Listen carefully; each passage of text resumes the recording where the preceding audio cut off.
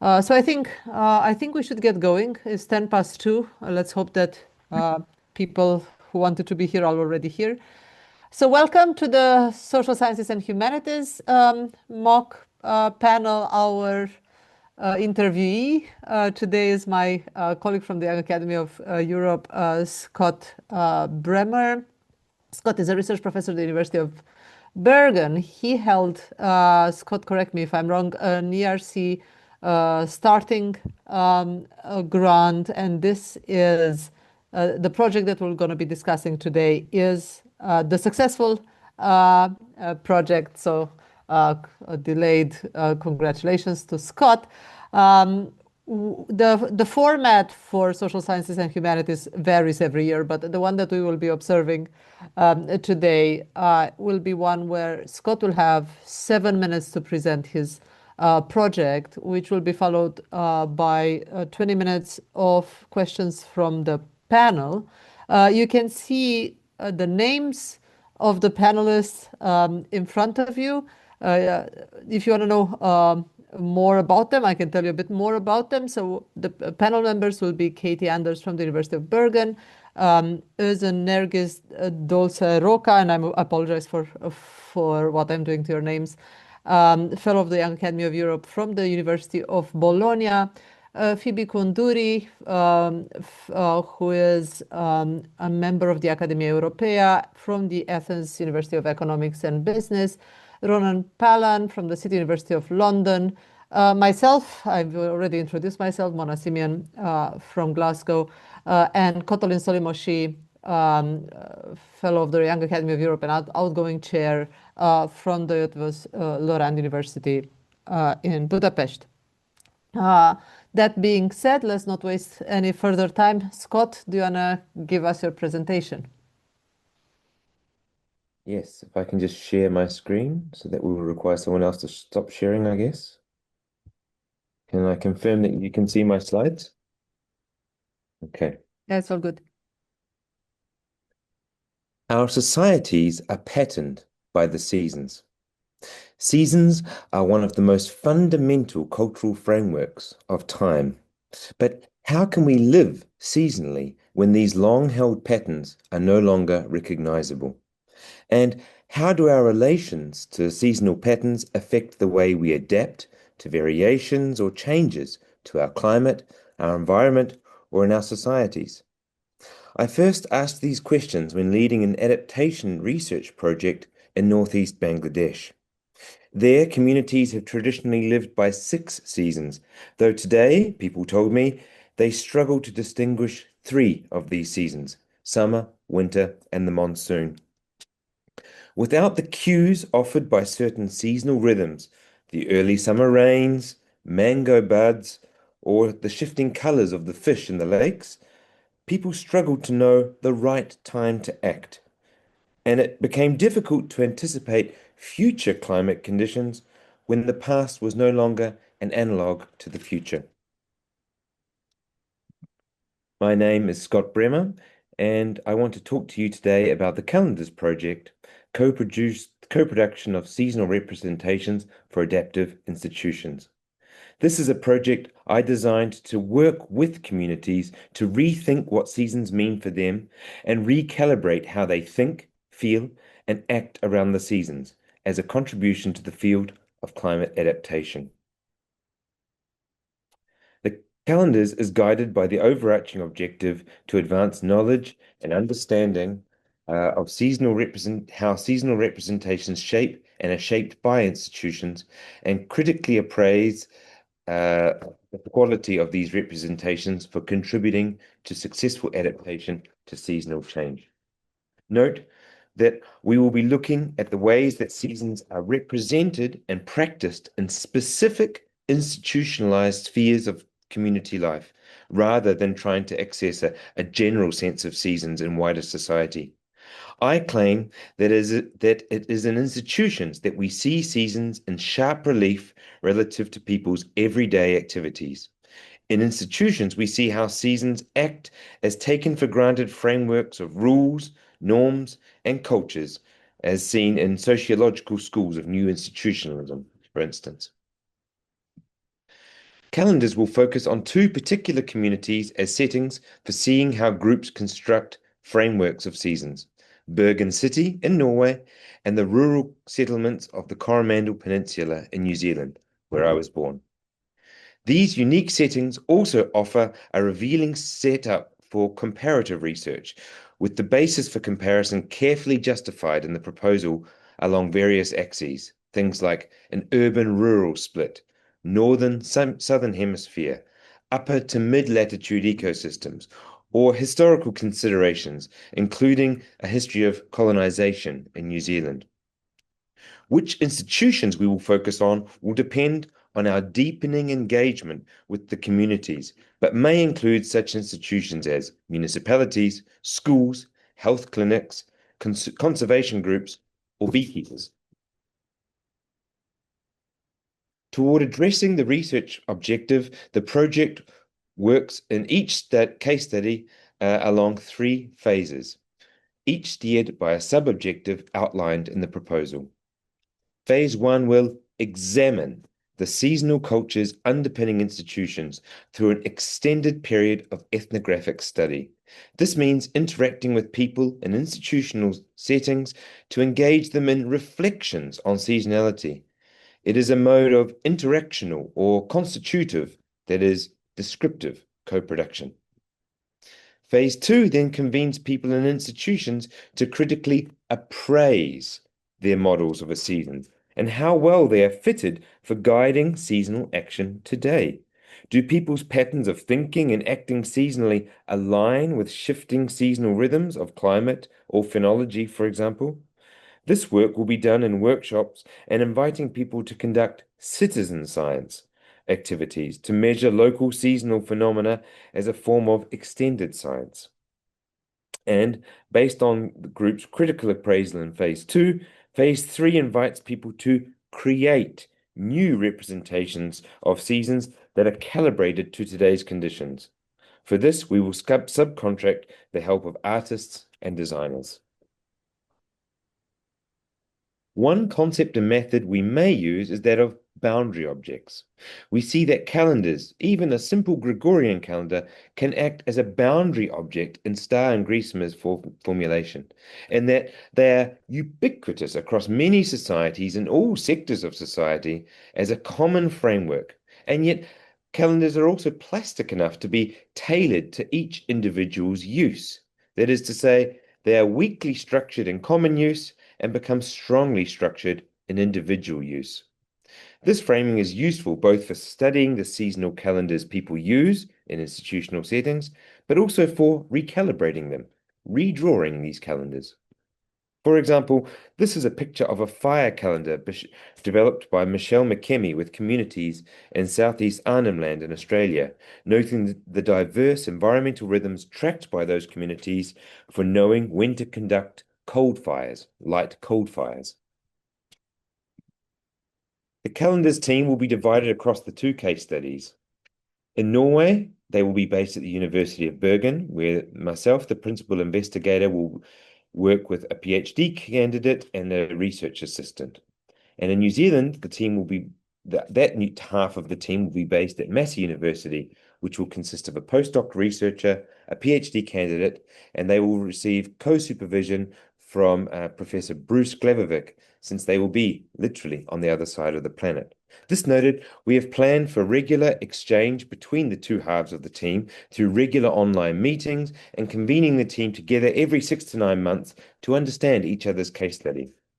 And finally, the principal investigator, I believe my career path makes me uniquely qualified to lead this project.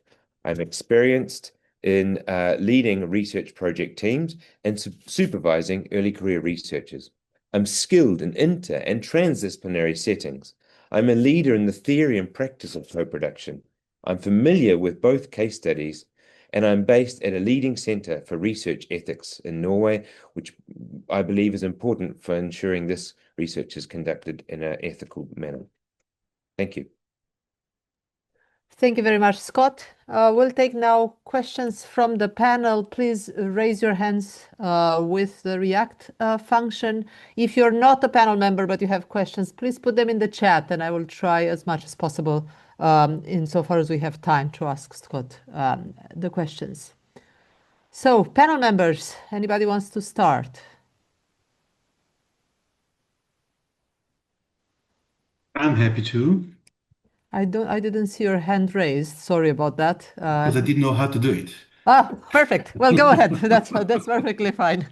Go I'll ahead. have to learn how to do it. Scott, thank you very much. That's very interesting. I was lucky enough not to be interviewed. And also, I'm a political scientist without the scientists. So my question is more about policy. It seems to me that the underlying theory that you have of representations, that representation of seasons kind of shape adaptive policy. But the mechanism by which representation shape policy and I remain implicit. It wasn't clear to me from the project how the project can help us then improve adaptive policies. This element remains completely implicit in the proposal. Can you explain? Absolutely. Thank you very much. It's an important question. So the project begins from, as I briefly noted, sociological schools of new institutionalism. So in short, I would think of institutions as based on rules and on norms and cultures, to use a breakdown of Scott, for example. So in that sense, I see that the culture, the underpinning and often, as you said, implicit nature of seasonal cultures, they are linked to the norms and the rules that are also shaping and guiding the everyday activities within a particular institution, whether that be a hospital or a school or a conservation group. So in that sense, what Calendars will aims to do will be to make explicit some of those rather implicit seasonal cultures that guide us in the everyday, and to look and to make explicit those links to policy and to norms. So indeed, I would agree with you that most of the seasonality of our everyday is very implicit, and we aim to make that explicit so that we can shape and recalibrate our seasonal activities. I would say in phase 2 and phase 3 of the project, that comes even more to the fore, because we would there sit with people and actually ask them in a very concrete way, how are your seasonal patterns of acting, how are they in clashing with certain kind of other rhythms that might be changing in our seasonal everyday now, and how could we recalibrate those? How could we, for example, think of changing the workday at different periods of the year? Ron, are you happy? You want to follow up or no? Am I happy? It's an interesting answer, but it actually raises another question in my mind about institutions and organization. You mentioned new institutionalist theories, and I think you refer to institutions not as formal, but actually as informal cultural elements of the institution. But then it seems that policies, you attached policies to organizations, schools, local government. So I saw a slight tension then between in your approach. Can you elaborate on that, Scott? Thank you. Absolutely. So for me, I recognize, of course, there's distinction between institutions and organizations. So if I'm talking about conservation groups, I would be thinking about the field of conservation, which many different groups and organizations are acting in, according to maybe some kind of shared ideas of what is good conservation work. But that the particular organizations are a kind of particular manifestation of those institutional fields. What I would say is that, again, most of what we are working with would be cultural, but there are examples of very strong rules or clear policies that also have a seasonality. I can give an example. Here in Norway, there is a particular day by which all beekeepers must move their beehives for pollination, and that's based on biodiversity, biosecurity measures. So that policy day actually has an important role in anchoring all of the annual activities of the beekeeping community. So I would say that while the focus seems to be rather more cultural, the policies and rules also have a strong role to play in seasonality. And I think that's maybe one of the surprising aspects of the project is we think of seasons as something out there in the natural world rather than something that is written into our rule books. And yet I would say that seasons have a very strong and prominent role in our rule books also. Perfect. Katalin. So congratulations on this really interesting inter and transdisciplinary project. And with full respect to the unique and highly valuable information one can get from narratives and in-depth interviews with various stakeholders, I would like to ask you how the project will deal with potential biases and limitations arising of this limited and anecdotal type of data sets and their collection when compared to larger surveys that can probably be more representative and also potentially bring up more useful ideas for institutions. So how would you treat this kind of qualitative versus quantitative question? And which methods are you considering? And if you do not consider quantitative, then why not? And how will you manage biases or missing commentaries or maybe low number of stakeholders being involved? Thank you. I think there's, yes, this distinction between going deep and taking a qualitative deep dive into a topic within a kind of quite narrowly framed group or setting versus gathering a rather more rather broader understanding of the larger landscape. I think this is, of course, a tension in these kind of topics. In this project, it is a very much exploratory project. There has been no work done on the extent to which, while there's quite a lot of work done on mapping seasons in particular communities, anthropologists have been doing this for a very long time. There is very little done on how seasons and seasonal cultures change over time and how people adapt their seasonal cultures, and certainly not in a formalistic way relative to the way people can together think about changing their seasons in certain organizations or groups. So in that respect, this is very exploratory, and so it needs to take those first exploratory steps. That's the first point I would make. The second point is my background is in qualitative research and going deep into certain groups. I recognize fully the importance of looking at that kind of getting a broader understanding of what seasons mean for people in all of Norway, for example, or all of New Zealand.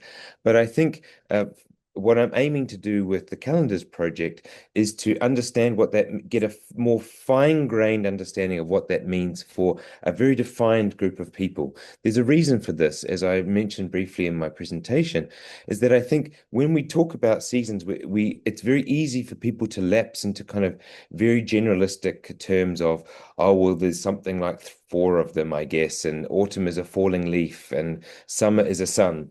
So we fall into very generalistic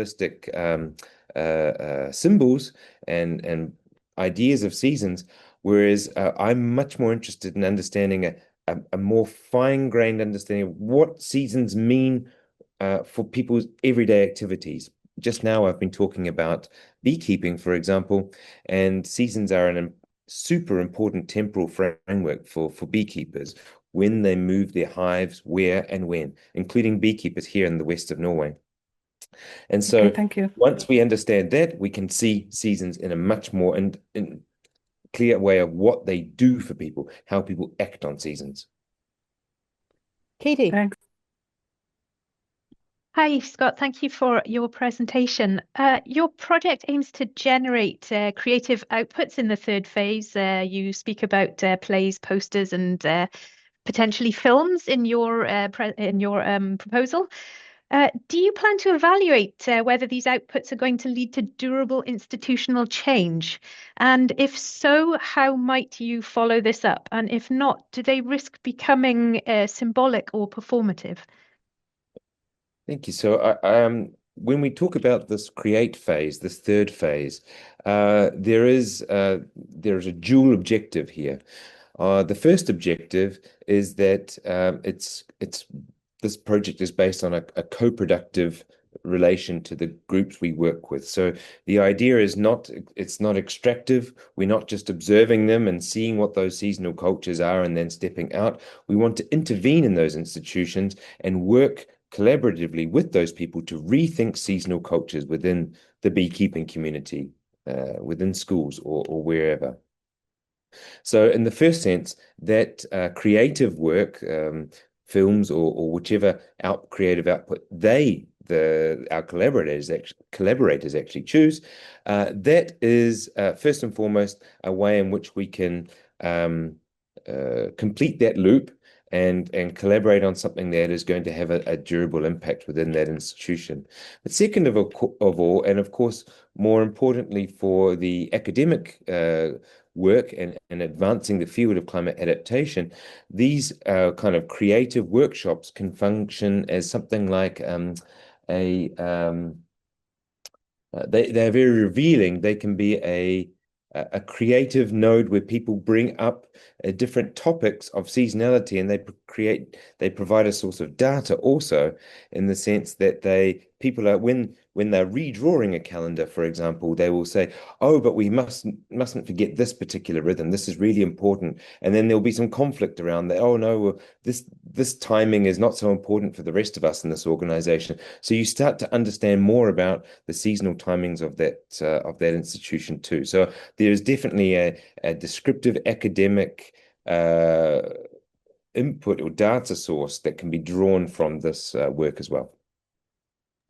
All right. And so sorry, to the aspect of the question, to what extent will we evaluate the impact? That would come implicitly rather through the co-productive relationship we have with people in the institution, rather than a formalistic setting of criteria and so on. So as a follow-up quickly, whether or not this actually has the impact that you're anticipating after the end of the project's duration doesn't necessarily matter to you. Is that fair to say? You kind of imply that there's going to be an institutional impact. Yeah, but you're not necessarily quantifying this after the fact. It will be difficult to, given that will be the third and final phase of the project. So there would be an extent to which we would, I think the creative phase enables a dialogue with those people in those institutions where we're able to kind of create something that they foresee as having a direct impact in their institution. But there wouldn't be the time to go back 1, 2, 5 years later and say what was the durable impact of that intervention. No. All right, thank you very much. Let's try to keep it a bit briefer because we're running out of time and we still have at least a couple of questions. Ozen. Hi, Scott. So I'll play the devil's advocate and I'll call you Dr. Bremer. Thank you for this. So I would like to come back to the comparison question. What are the methodological grounds for choosing these two countries? I saw in your interview, but also in the B1 and B2, you cite characteristics of these countries, but the compelling argument for comparison is missing. There has to be a calculated parallel or calculated difference between these countries that specifically relates to your hypothesis. So can you tell me what is specifically related to your hypothesis, to your research questions that makes these countries in a way unique and necessary for a comparison, necessary for us to fund you, instead of being sort of a contingent or convenience-based selection? Thank you. Yeah, this is important. So I've tried to go to some length of this in the proposal to distinguish what are some of the commonalities between the two cases and what are some of the distinctions. Commonalities would include certain things like the size of the country of New Zealand and Norway are quite similar. They have similar democratic structures. They share certain religions, and at least insofar as New Zealand has a colonized European culture, there are some of those common structures, for example, to the calendar year based around certain holidays like Christmas or Easter. So there are a fair number of similarities between the communities. At the same time, I strove to find places that had sufficient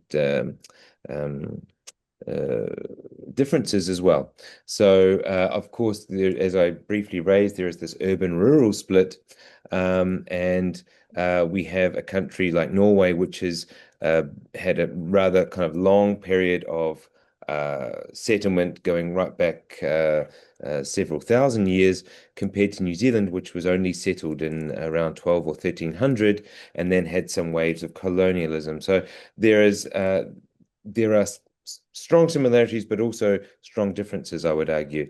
Two further quick points. One would be that I'm familiar with both of these cases as well, and I think that is a relevant consideration for this project. It means that I have a clear in both cases where we can quickly establish co-productive relationships. It reduces implementation risk.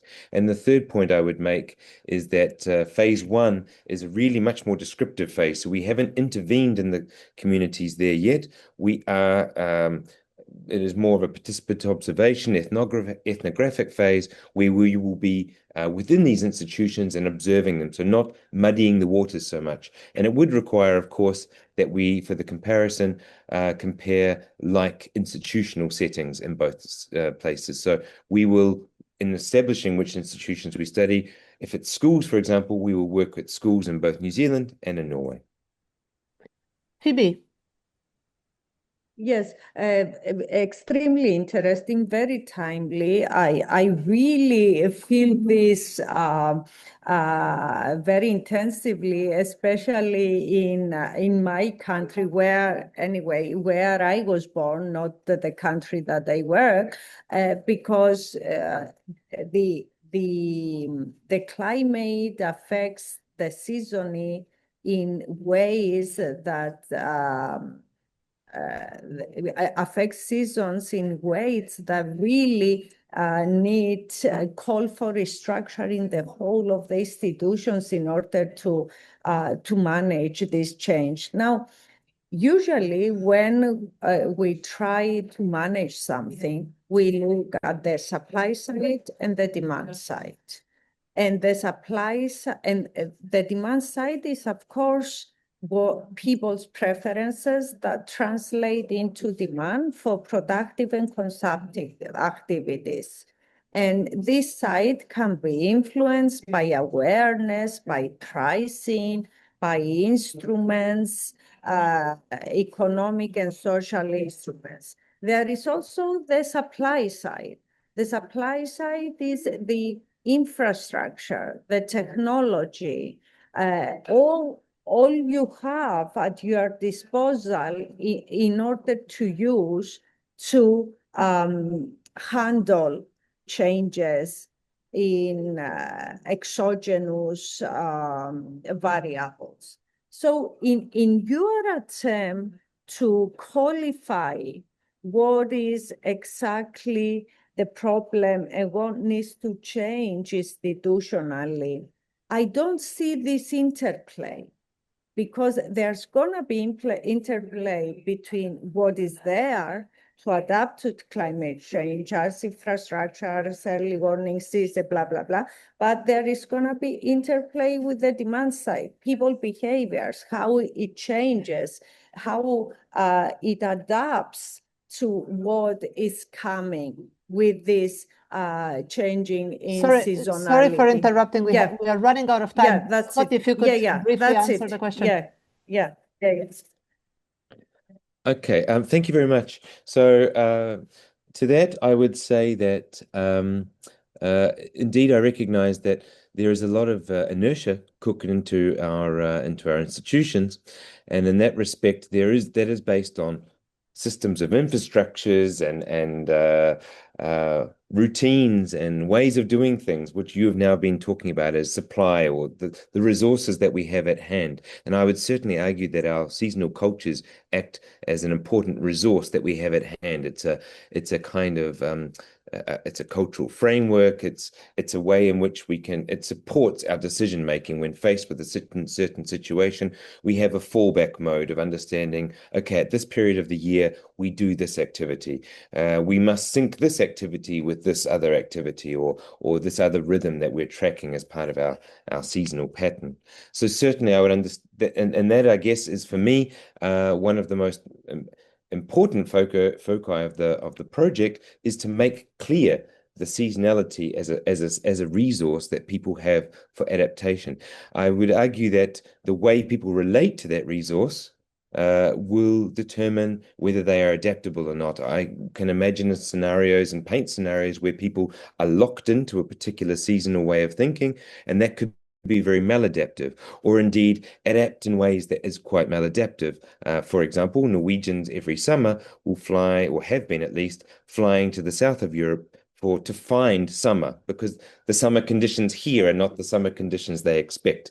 But this we could not argue to be a form of sustainable adaptation. It's rather unsustainable. So in terms of supply, very briefly in terms of demand, I do though come at this thinking that institutions are comprised of people and people can change institutions. So certainly our aim is to work with people in those institutions to reflect on those kind of very solidified structures, infrastructures, and so on, and look at the extent to which they can change, realizing that some things will be very difficult to change. One example, New Zealand has been trying to change the school holidays to February, from January to February, for a very, very long time.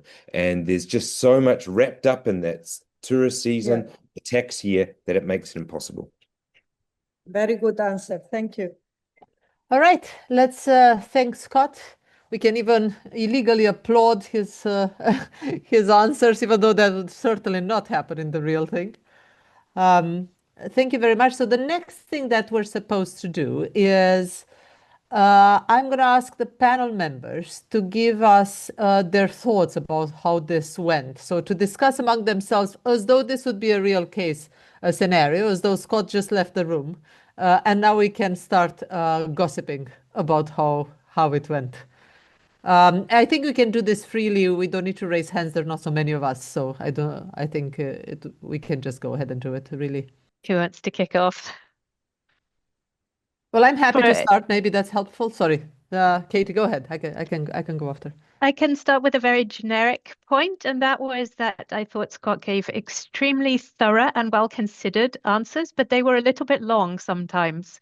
I know some of the questions were also a little bit long, but when the answers are so long, this doesn't give us as a panel as much time as we may want to ask you more questions. Yeah, and I remember myself when I have my ERC interview, I remember as I was giving answers, thinking that my answers are too long and still not being able to help it. So maybe this is something that people going into these interviews should already expect will happen and should be prepared that they will likely do, and not get very stressed when it does happen. Because, of course, I think that I don't know what you think, Scott, but in my case, it was just I was so keen to explain in 6 different ways to make sure that it came through, that I was overdoing it. Yeah, I also had a small thought about just the presentation. I thought it was extremely clear and very kind of, every word was extremely well kind of pronounced in a way. So it just gave this nice impression of structure and clarity. I think that one thing that maybe would have been better is if you could talk faster. Now, I know that I talk too fast, so I'm not the right person to make this comment. But I thought that you maybe it's also because I know you, I don't know, that you talked so much slower than your normal that it felt a bit artificial. I don't know how people who don't know Scott well felt about this, whether it came across like that to them. I disagree. I disagree. I think he spoke very clearly, ensuring that everybody, and I think style was excellent. I think if my view is, I came out of this interview more positive about this application than before. So I think in that sense, it achieved its aim. I came out of it feeling that Scott knows what he's talking about. He's very passionate about it. He thought about it. He's not adversarial, okay? So when he gets a difficult question, he recognized that difficult. But he managed to deflect them in some way. So I thought his presentation skills are excellent and will give a panel kind of confidence in awarding this particular grant. Phoebe. Yeah, sorry, I don't have the raise hand option. That's why I'm doing it like this. Yeah, that's it. Sorry if I don't see you sometimes. The It's problem okay, is that it's there's so okay. many people in this room that I don't see everybody in That's on my that's screen. absolutely Yeah. fine. So just to say, feel agree free with- to speak. If I don't see you and you're raising your hand, just Yes, no problem. I agree with the previous comment. The verbal presentation of the project is even better than the written one. It's more clear. And the way he answered the questions showcased that he has, that he has a very good structure, explicit structure in his mind on where everything sits. So it gives you confidence that he knows what he wants to do. And I thought this clarity was very reassuring because I was slightly missing it from the proposal. This is my comment. And I think the pace of how people speak, I speak very slowly as well. It cannot be changed at such a crucial interview. You need to be very familiar with what you do. So whatever you do and you have practiced over the decades of your career, you have to do it there because it's what you know to do best. I thought it was very good. Thank you. Katalin. Okay, I just wanted to outline one thing that might be useful for those who watch this as an interview. So yeah, I agree with everything that was said, but he's very professional also in mentioning examples in his answers, which showcase also his knowledge. And also I really liked in his presentation the way he outlined why he is the right person to do this job and which unique expertise he has. That's what I wanted to comment on. Thank you. Ozen. Yeah, I mean, I agree with almost everyone here. Yeah, just one thing, the answers were long. So sometimes it sounded like you were mumbling. So it's better if you have a very clear sort of concepts that you can hammer with when you respond to some of the challenging questions, which I'm sure you've all anticipate. But other than that, I mean, I think he's a great interviewee. Very clear. Very to the point. So other than the sort of the long mumbling, I think it was an excellent presentation. Just like Ronan said, I came after with a sort of a more convinced attitude, although my question wasn't entirely answered. Wasn't answered at all. But what's essential is that like the person understands the question, doesn't get adversarial, as you said, and tries to answer it in a very professional way, and that was excellent. Thank you. Katie.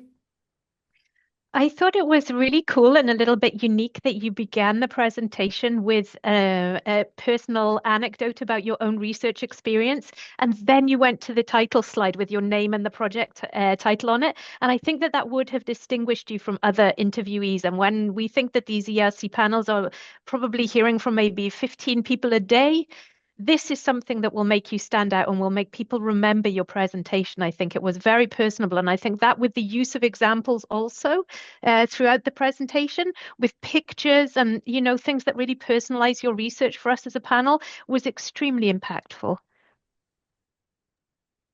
Scott, do you wanna come in? Only to say thank you very much. I mean, I've lost the original presentation that I gave 7 years ago or something. So I made a new one, and of course, it's maybe not incidental that the presentation's clearer than the proposal, because the proposal was written by me, whatever, yeah, in 2017, 2018. Okay, this explains a lot. My God, this explains a lot. I was puzzled. Yeah. You have another maturity now. Okay, okay. So luckily I learned something of the project. The project is now finished, right? And so I must have learned something out of it. But that's true that, that's what I did in 5 years, was try and figure out what this proposal that I'd written was actually about. And finally now I understand, and now the project's finished. So So Scott, And before did you experience? Sorry. Yeah, sorry. Go ahead, Catherine. Go ahead. No, I just wanted to ask, what was your experience of the questions? Were they difficult, or your impression, or any other tips Well, that came to your mind? they were similar questions to which I got actually at the interview. I still have quite a clear memory. My interview for the starting grant was in Brussels, in that building that Alban showed earlier this afternoon. And now, of course, I was interviewed for a consolidated grant as well, and that's, as far as I understand, all interviews now are online. So there is a difference there. No, but the questions were really good, and as you said, Ozan, I mean, no, I didn't answer your question whatsoever. This is not something the comparative aspect of that project actually didn't really go ahead, and that was a COVID hangover, because the team could never get together again. Never really got together until right near the very end. So the comparative work never really went ahead. And besides which, I do think perhaps the project had too many strings. There was too much going on. So the comparative aspect, in addition, was maybe a bridge too far. It was a bit too much. So I was not well prepared for that question, because that was not work that I'd done. The rest of the work, I could use examples from beekeepers and so on, which were groups that I worked with the past 6-7 years. But yeah, it was difficult to answer that comparative question. So yeah, and I'm glad that you said it's enough that if you try and answer it in a in a professional way, because that's the best I could do today. Do you have any advice? So I know that in the questions that you remembered being asked, there was one about methodology, and I also got one about methodology. I'm wondering if it's not actually standard that you would get some variety of very kind of abstract methodological questions. So the question wasn't asked today, so perhaps I should voice it for those who are watching. The question that Scott remembers being asked was whether his methodology is descriptive, normative, or if both, what's the interaction between the two? And I can totally see why you would be asked that question, of course, because the appraisal stage, the question is, are you actually searching for how we should do things, or are you just asking people how they think it should be done, which seems more descriptive rather than normative? So do you have any advice for folks who might get this kind of question, how to answer it given the high interdisciplinarity of the panel? I would echo the advice that was given in the video in the first session, the plenary session, which was that these are interdisciplinary panels, so they expect that people will come from quite different backgrounds. And I think if you're quite upfront, very clear in your proposal that you work in a very interdisciplinary manner, then that doesn't need to be, in my experience, a barrier to ERC. I know ERC is often talked about as excellence, and then it can lend itself to quite disciplinary work, or work that doesn't necessarily link to society or have societal benefit. But my experience has been that really inter or even transdisciplinary work can be appreciated and valued in an ERC panel, as long as you're very upfront and can kind of convey that you are experienced in this type of work, because it's not straightforward to work with a foot in the descriptive camp and a foot in the normative camp, or to work with different groups that are outside of the academy. That would be one thing. And then one of the things you asked was there any difficult questions?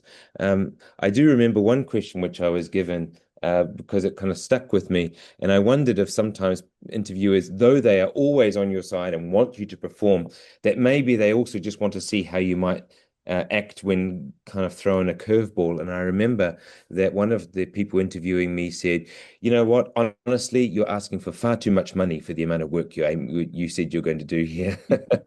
And so that my answer was first to gulp and then to say, well, you know, we're doing deep ethnographic work and that costs money. It's a long time in the field. And before I could even finish the answer, this person had waved the question away, like, yes, yes, yes, on to the next question. So I've always wondered if they really just didn't wanted to make sure I wouldn't say, no, you're completely right. Thanks for your time. This is very interesting. I was asked why I asked for so little money because being used from Britain that you're more likely to get the grant if you ask for very little. I asked for less than we were allowed to, and then the panel worried that maybe I'm not applying to the correct scheme if I don't need that much money. So that was also something I didn't expect, for people to complain that I'm asking for too little money. My sense that the question about description or normative or analytical is a difficult one to all applicants because I know that from political science or economics perspective, ethnography looks just like description. You know, in anthropology, you like to stress how rich your approach is. Well, in economics, it's the opposite, how parsimonious it is. Rich is bad. Okay, so we are looking at panels that consist of supposedly people working in related fields, but in fact, their approach is very different. The notion of excellence is very different, and you as a candidate has to handle that. That's not an easy one, okay? So the question about description, yes, it's probably came from a political scientist or an economist, I believe. It appears to them like you're just going on and on and on without actually distilling the essence, okay? Why are you comparing? Why are you comparing these two? On what basis you selected them? And so on and so forth. These are the questions that you'll be, but that's for other listeners to this panel, to those who are applying, you have to prepare for that and understand that there are different disciplines with a different sense of excellence, a different sense of what they're looking for. And it will be a strength if you familiar yourself with how other disciplines tend to understand strength or excellence. All right, before we run out of time, let's take one question from the audience. Omoye has a question. Go ahead. Yes, thank you very much for the presentation. I didn't know that you already had this grant, but one thing I wanted to mention or to ask is, how did you justify, beyond what you said in the question that was asked, how did you justify the second institution in Australia? The facilities, the equipment, or the relationship you had already with them? Because I'm also thinking about a cross-cultural research with, I'm based in Poland and I'm thinking about Ireland. And these are two distinct countries. I'm trying to, pinpoint the differences, and how did you justify the institution that was working with you on this project in Australia? Yeah, in New Zealand, yes, but that's in New Zealand, sorry. No, if you know anything about New Zealand and Australians, you know that there's a friendly rivalry there. No, no, that's a very important question. And back when we applied for this proposal some years ago, that was something that we were concerned about. How could we work that, right? I mean, the project has to be based at a host institution in Europe, but here I was going to have half my team on the other side of the planet, and of course they couldn't just be sitting at home. So then I was able to, bring in Massey University as a university that could host them, as be a kind of there is a term and I can't remember what it is, but who can fulfill that role of being a subsidiary to the University of Bergen, who was the host institution. So money would come first to the University of Bergen and then be sent to Massey University. I didn't justify Massey particularly as a host institution there, but it's a respectable university and a good institution. So and as we heard from Alban today, actually host institutions are not actually one of the main criteria. So I guess as long as they weren't sitting in a Starbucks or something, then that it's a university, and importantly that there was a co-supervisor, a colleague of mine, who could act as co-supervisor and support person for them there. I should say that I've tried to write some ERC proposals since, and I one thing I learned from this project that I've just presented now was that if there is some major disruption, it can be very disruptive to team dynamics. And we never really got the team together, which was a great shame. So I think if I was to write another proposal, or it would be to have the whole team, if possible, based at the host institution, and then find, resource that could send people to the other places and have them stay in those other places for an extended period of time. That would be, at least that's my feeling from my experience. All right. Thank you very much. Thank you very much. Thanks everyone for coming today and for all the work. Let me try to find those applauses that I've been advertising earlier. There they are. Excellent, and thanks a lot for hosting us, to the organizers. Yeah, congrats, Scott, for getting the project a few years ago. Hopefully this was helpful to everyone, and good luck to those of you who are going to have these interviews. Goodbye, everyone. Thank you, everyone. Thank Bye-bye. you. Thank you. Bye.